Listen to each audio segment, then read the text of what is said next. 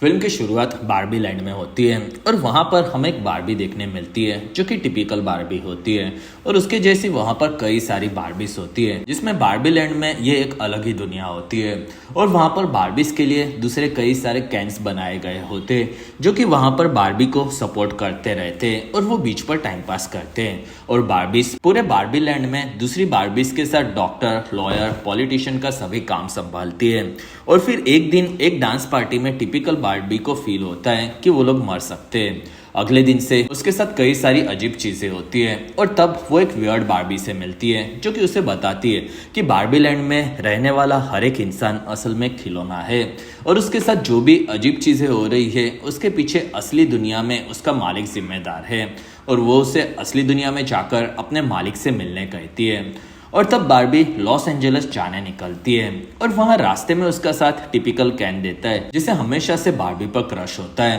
और वो दोनों एक पोर्टल से वेनिस बीच पर आते हैं और वहाँ पर आकर दोनों काफी सारी गड़बड़ कर देते हैं और इसी वजह से बारबी मेटल कंपनी का सीईओ को ये चीज पता चलती है और वो उन दोनों को पकड़ने का ऑर्डर देता है। और तब तक बारबी अपने ओनर को ढूंढ लेती है जो कि साशा नाम की एक छोटी सी लड़की होती है और वो उसके स्कूल की तरफ आते हैं जिसमें साशा अपने सभी दोस्तों के साथ बारबीज का मजाक उड़ाती है। और फिर बारबी को साशा की माँ ग्लोरिया के बारे में पता चलता है जो कि मेटल कंपनी में ही काम करती है और फिर दोनों बात करते हैं जिसमें ग्लोरिया बताती है कि उसे हाल ही में जिंदगी में काफी सारी चीजों की परेशानियां चल रही है और वो इस बारे में सोचते सोचते बारबीज के साथ खेलती थी और इसी वजह से बारबी को वो परेशानी फील हो रही है।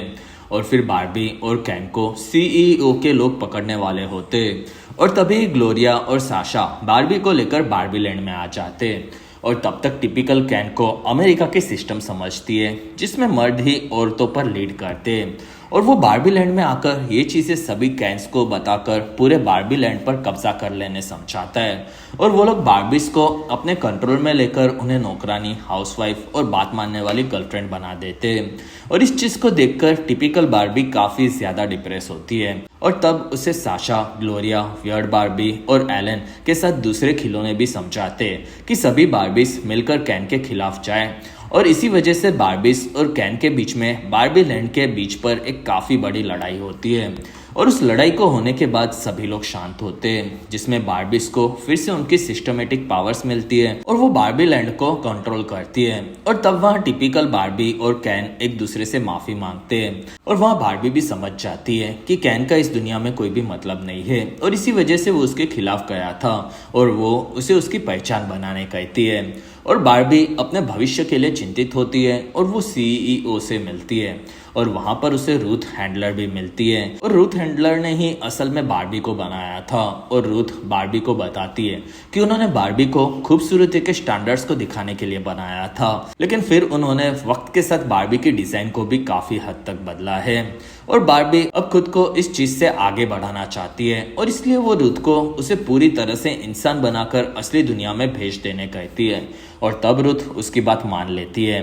कुछ वक्त के बाद ग्लोरिया, उसका पति और साशा बारबी को लेकर आगे बढ़ते हैं जिसमें बारबी का इंसानी दुनिया में अब नाम बारबरा हैंडलर होता है और वो लोग उसे गायनोकोलॉजिस्ट के पास उसकी पहली अपॉइंटमेंट के लिए लेकर जाते हैं और इसी के साथ ये फिल्म यहीं पर खत्म होती है। तो प्लीज गाइस वीडियो को लाइक, कमेंट और शेयर, साथ ही चैनल को सब्सक्राइब जरूर करें।